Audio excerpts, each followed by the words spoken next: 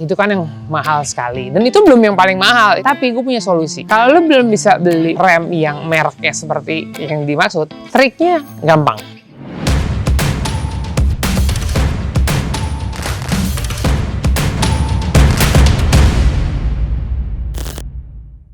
Udah beberapa episode Balapedia yang ditayangkan, dan terima kasih banyak untuk kalian semua yang udah nonton. Sambutannya super positif dan gue dapetin banyak sekali pertanyaan. Untuk kali ini gue akan berbicara topik berikutnya, yaitu tentang rem.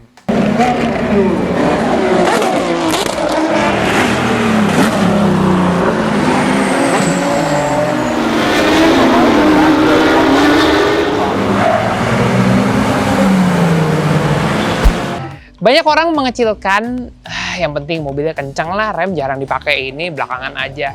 Well, itu adalah pola pikir yang sangat amat salah. Karena untuk bisa mendapatkan handling yang bagus, lu semua harus punya kontrol pada rem. Kenapa begitu?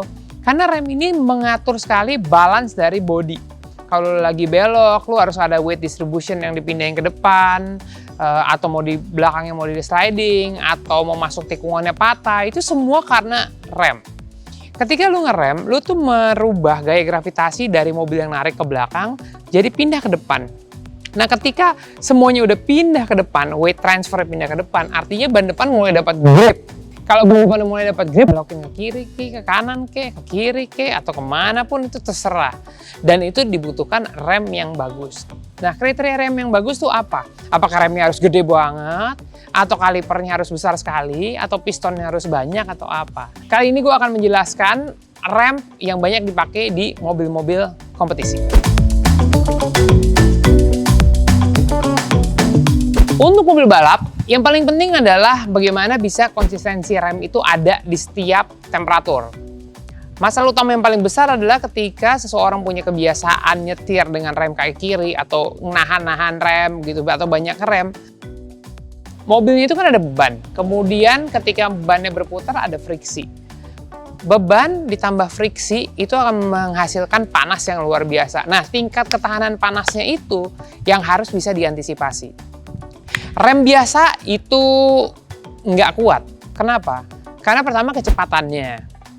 Nomor dua adalah jalan yang dilewatin. Ketiga adalah brake force-nya. Karena mau ngerem mobil biasa kan pasti pelan-pelan. Dan keempat adalah minyak remnya cepat mendidih. Dan itu semuanya oke untuk mobil jalan raya. Tapi ketika dikalibrasi menjadi mobil balap, penggunaannya jadi berbeda. Jadi treatment-nya pun juga harus beda. Dari beberapa parts yang ada, dari rotor disc, kemudian kaliper, kemudian selang rem dan juga brake pad, itu punya klasifikasi yang berbeda-beda. Nah, ini adalah rotor disc mereknya Brembo dengan ventilasi. Oke, dengan ventilasi yang tebal. Biasanya kalau mobil biasa juga ada ventilasinya, tapi beratnya nggak kayak begini. Mungkin kalau kaliper biasa kayak begini tuh beratnya bisa 7 kilo, 8 kilo, tapi ini pakai 2 jari bisa diangkat. Jadi artinya dia pun juga punya kontribusi untuk friksi yang lebih rendah. Karena kalau kalipernya sendiri berat, berarti kan kaliper sendiri juga udah punya brake force, udah punya force, udah punya tekanan untuk membuat rotor disc sendiri merah kalau lagi ngerem, karena dia berat. Tapi kalau enteng, ya tekanan juga lebih ringan. Kedua, kaliper. Ini kaliper mobil biasa, bukan kaliper racing. Kaliper yang dipakai itu banyak mereknya. Ada AP, ada Alcon, ada Brembo. Itu semua kaliper-kaliper yang populer. Nah, kaliper untuk mobil biasa, biasanya tuh cuma ada 2 piston. Pistonnya 2. Apa itu 2 piston? Jadi ini adalah kaliper rem. Pistonnya ada 2 biji di sini. Ngerem, angkat, ngerem, angkat, ngerem, angkat. Ya. Tapi begitu mobil balap, pistonnya ditambah jadi 4. Ya otomatis tuh ngerem pakai 2 piston sama 4 piston. Ya beda dong. Lebih gampang ngerem pakai 4 piston. Ada lagi upgrade yang pakai 6 piston. Pistonnya pasti lebih kecil-kecil, tapi ada 6. Jadi otomatis ini kan kaliper 2 piston, segede gini nih. Ya kan? Nanti kalau kalipernya yang 4 piston atau 6 piston, dia akan lebih panjang. Ya nggak lebih panjang sampai bawah sini, tapi lebih panjang karena apa? Karena dia butuh space tempat naruh piston. 3 di kiri, 3 di kanan, atau 2 kiri atau 2 di kanan. Dan itu menjamin rem yang jauh lebih baik, jauh lebih baik. Untuk bisa memiliki brake distribution yang baik, sebetulnya setiap mobil balap itu punya namanya brake distribution valve. Nah, brake distribution valve tuh kayak ini, gue bisa puter mau ke depan atau mau ke belakang. Ada juga yang tipenya kayak tongkat ke depan atau ke belakang. Rem itu sebenarnya tidak pernah lebih banyak belakang, tidak pernah. Sebenarnya valve ini gunanya adalah depannya tuh fix. Rem belakang yang berubah mau ditambah atau dikurang tekanannya. Tapi efeknya adalah kalau tekanan rem belakang ditambah walaupun depannya fix, kita nggak ngerasa mobil akan lebih gampang sliding. Ya jelas lah, karena waktu ngerem kan mobilnya pindah ke depan. Pas di rem belakangnya pakem, ya otomatis akan sliding dengan sendirinya. Jadi orang berpersepsi bahwa oke, remnya gue pindahin ke belakang, artinya remnya pindah ke belakang. Enggak, rem depan sama belakang jadi mirip, jadi 50-50 remnya. Tapi efeknya adalah mobilnya jadi sliding. Untuk mobil-mobil kompetisi yang seperti gue punya EP4 atau R5 atau mobil zaman sekarang yang baru, kaliper rem depan sama belakang tuh sama. Tujuannya adalah bukan belakangnya mau lebih pakem, tetapi tujuannya kalau ada apa-apa spare partnya gampang. Yang depan bisa pindah belakang, belakang bisa pindah depan, dan bisa berganti peran. Jadi untuk sebuah tim, investasi spare partnya juga nggak repot karena udah ada spare part yang bisa dipakai. Untuk brake pad balap atau racing atau rally atau apapun itu, pokoknya performance brake pad, itu temperaturnya beda kerjanya sama temperatur yang ada di mobil jalan raya. Mobil jalan raya itu range-nya dari 0 derajat Celcius itu bisa jalan sampai mungkin 300-400 derajat. Karena besi yang panas itu kan ya lebih dari 100 derajat Celcius, karena 100 derajat itu adalah air yang mendidih. Nah, untuk brake pad balap itu range-nya sangat bervariasi. Ada yang dari 0 derajat, bahkan yang paling tinggi bisa sampai 1200 derajat Celcius. Nah, untuk penggunaan balap dan penggunaan rally itu dua brake pad yang sangat berbeda. Kenapa begitu? Karena kalau rally biasanya kita nggak punya lokasi untuk manasin rem, kemudian langsung jalan, push gitu. Dan itu start dari 0 derajat sampai 600 derajat. Tetapi kalau untuk balap biasanya range-nya itu di atas 0 derajat, tapi heat atasnya lebih tinggi. Ada yang mulai dari 200 derajat, ada yang mulai dari 300 derajat, bisa juga 300 sampai 800, bisa juga 300 sampai 1000, ada lah kayak begitu.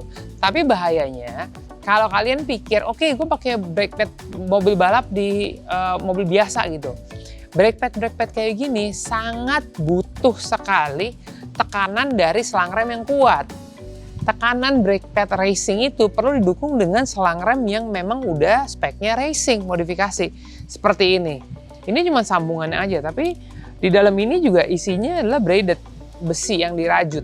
Jadi nggak bisa pakai selang rem biasa. Karena kalau selang rem biasa yang plastik atau karet, kalau diinjek kencang, dia mengembang. Untuk mengoperasikan dan mengoptimalkan brake pad racing, itu juga dibutuhkan selang rem racing. Karena selang rem ini nggak bisa ngembang. Kalau selang rem standar, diinjak sekencang-kencangnya, brake padnya belum kerja, tapi selangnya ngembang, dan itu membahayakan. Minyak remnya juga beda. Kalau penggunaan harian biasanya pakai dot 3, dot 4. Ini tuh bisa dot 4, 5, 6. Dan makin encer, makin nggak bisa lagi selang rem standar untuk mengantisipasi rem mendadak. Ingat, bukannya malah bisa membuat kita confidence, tapi malah bisa membuat kita bahaya karena tidak bekerja sesuai dengan mestinya. Dengan kombinasi rem ini semua, biasanya ada cabang olahraga yang membutuhkan rem ekstra. Nah, di sini gue bawa satu kaliper kecil. Nah, kaliper kecil ini biasanya kaliper untuk belakang. Kalau kalian memodifikasi mobil belum bisa ganti empat-empatnya rem, ganti dulu rem yang high performance itu di bagian depan. Bagian belakang masih bisa pakai kaliper standar, atau mungkin kaliper standarnya depan dipindahin ke belakang. Nah, untuk kaliper standar yang kecil begini nih, untuk kaliper standar yang kecil begini, lihat perbandingannya antara dua ini. Satu kaliper depan, satu kaliper belakang. Lihatnya bedanya, jangan jauh banget kan? Nah, biasanya kaliper-kaliper ini dijadiin kaliper ekstra untuk rem tangan. Jadi kalau tarik rem tangan, nggak ada hubungannya sama rem sama sekali. Biasanya kalau lu jadiin satu antara rem kaki dengan rem tangan, pasti ada crossing di tengah-tengah. Di semua selang rem ini di masternya harus dibikin crossing, harus dibikin pisah, apa segala macam.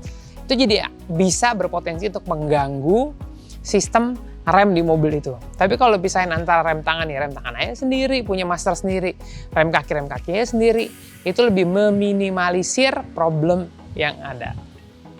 Nah, gue udah ngobrol panjang lebar. Sekarang balik ke tempat yang paling lu tunggu, itu berapa harga rem. Pasti lu harus punya keputusan ketika membangun mobil. Okay? Either lu mau pakai rem yang the best quality, medium quality, atau entry level quality. Sekarang gue langsung bicarain the best quality dulu deh. Ya. The best quality, gue kebetulan tahu untuk Evo 10. Waktu itu Evo 10 keluarin Group and Spec Brembo berhomologasi. Jadi orang nggak bisa cheating, lu harus beli rem itu dan semua orang pakai rem yang sama. Itu rem paketan rem sama rem tangan total 120 juta. Ya. Barang yang sama tanpa homologasi, lu bisa dapetin diskon 20-30%. Karena mungkin mau dipakai bukan di Evo, mau dipakai mobil lain apa segala macam. Tapi pasti kan Brembo bikin homologasi dengan FIA dan dia punya rights dan segala macam, makanya kenapa harganya seperti itu. Akan tetapi itu kan yang mahal sekali, dan itu belum yang paling mahal, itu belum lagi kalau kelasnya Ferrari atau Lamborghini atau GT3 atau LMP atau F1 apalagi, itu lebih parah lagi, remnya bisa berkali-kali lipat dari itu. Tapi gue punya solusinya gini, kalau lu belum bisa beli rem yang mereknya seperti yang dimaksud gitu, triknya gampang. Triknya adalah lo timbang mobil lo, let's say misalnya 1000 kilo, oke? Gimana cara ningkatin performance rem itu? Kalau nggak bisa beli rem-rem yang ternama, lo cari mobil yang beratnya 1,5 ton, pakai rem dari mobil itu. Itu nomor 1, solusi paling murah. Solusi nomor 2 murah, lo cari half cut mobil-mobil performance. Ya kan, ada GTR, Silvia, Evo, WRX, AMG lah, M series, apalah segala macam. Cari half cutnya. Itu akan sangat membantu juga, karena dia udah udah performance tapi straight performance, udah setengah jalan ke arah situ. Yang ketiga, baru deh kalau emang bisa ya lo beli, tapi belinya kan bisa nyicil, bisa depan dulu baru depan belakang. Yang paling sering ganti itu rata-rata cuma 2, rotor disknya sama brake padnya. Rotor disknya ini harganya kira-kira 6 jutaan ya kalau nggak salah, kalau yang ini mereknya kalau nggak salah. Tapi rotor disk performance itu bisa dimulai dari harga 3 juta sampai range yang paling mahal mungkin 15 juta satu. Ya, tergantung spek, tergantung mobilnya juga, nggak semata-mata mobil 1500 cc satu biji brake pad rotor diesel 15 juta, nggak gitu juga sih. Ada kalibrasinya. Kalau ini brake pad rata-rata dijual 4 itu 7 sampai 9 juta. Ini jaminan rem. Untuk brake line sepotong-sepotong satunya itu range-nya antara 750.000 sampai 2,5 juta. Lagi-lagi tergantung. Kira-kira lu udah punya gambaran kan tentang rem? Jadi nanti bisa lu kalkulasin lagi apa-apa aja yang diperluin, apa-apa aja yang enggak. Cuman perlu dicatat juga satu. Nggak semua cabang olahraga memperbolehkan kita ganti rem. Karena kami juga tahu antara performance kendaraan standar dengan kelas modifikasi yang diperbolehkan itu masih pantas atau enggak, rem standar boleh atau enggak. Kalau kita udah mengalkulasikan boleh, artinya nggak usah ganti parts. Dan rame-rame semua nggak usah ganti parts. Artinya, lo kompetitif dengan fasilitas yang sama. Jadi nggak usah worry tiba-tiba lo bangun mobil, ya gue harus ganti. Enggak. Bisa dimulai gantinya dengan ini dulu. Selang remnya aja, ini wajib 100.000%. Nggak usah ditawar. Ini sama minyak remnya. Itu yang pertama. Ya, kombinasi pertama. Yang kedua, lo naikin heat range dari brake padnya menuju brake pad performance. Ingat, kalau nggak bisa depan belakang, kita mulai dengan depan dulu. Itu Berbicara tentang rem, cukup komplit, apa-apa aja yang gue bicarain. Tapi perlindungan untuk mobil itu pasti nggak berhenti sampai di rem aja. Untuk mobil rally ada lagi yang kita mengantisipasi hantaman. Nah, antisipasi hantaman itu, ini cuma ada di mobil rally sih. Dan ekstra bentuknya. Di mobil balap juga ada, tapi fungsinya agak beda. Kalau di mobil balap tuh lebih untuk angin. Nah, kita bicara masalah Sam Guard. Nih, lihat nih. Lihat ya, gedenya segede gini. Tuh, lihat ya nih ya. Mungkin ini nggak pernah ada di foto sama orang-orang. Nih gue geser. Nih, mungkin lu nggak pernah lihat ini. Ini adalah pelindung mobil di bagian bawah. Betul, ini diambil dari Evo 10, ini karbon. Dan ini tebel. Dan ini berat banget. Ini yang melindungi kita dari batu-batu. Jadi lu semua gue suka banyak pertanyaan. Mas, itu gimana sih mobil kok kuat banget dihantem nggak kenapa-napa gitu. Karena dari depan sampai belakang, ya kita cover pakai ini. Baik itu cover mesinnya, bawah armnya, propeller shaft, knalpot, gardan cross member, semua ketutupan sama ini. Untuk parts yang lagi gue pegang ini bikinan Inggris, MML namanya yang bikin, Mitsubishi Inggris. Spesifikasinya pakai karbon. Tapi pasti lu juga mau tahu dong solusinya apa sih kalau kita harus bikin di Indonesia. Nah, kalau ini very common. Ini dibikin dari aluminium. Ini deck, lihat ukurannya juga nggak massive karena kita nggak punya cetakan juga untuk bikin plak semobil. Ini bahannya aluminium, ketebalannya 5 mili. Terus pakai bautnya juga, lihat bentuknya ngonyong gini. Karena kalau nggak dibikin dekok, kalau bautnya nongol, kalau ada batu, nggak bisa dilepas. Makanya bautnya harus rata. Dan ditaruh di 4 titik dan kita bikin slot masuknya. Jadi pas bongkar mobil nggak terlalu susah. Tugasnya sama, yaitu melindungi mobil dari hantaman segala macam batu yang ada dari bawah mobil. Oke guys, segmen yang ini itu aja. Cukup banyak udah aku bicara. Kita akan lanjut lagi ke segmen berikutnya di episode berikutnya. So, sampai ketemu di episode berikutnya. Bye-bye.